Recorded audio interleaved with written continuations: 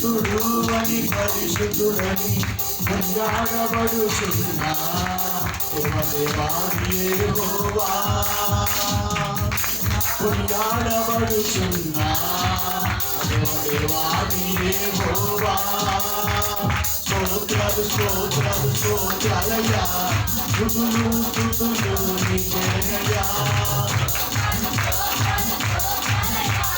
స్తుతులు స్తుతులు నీకేనయ్యా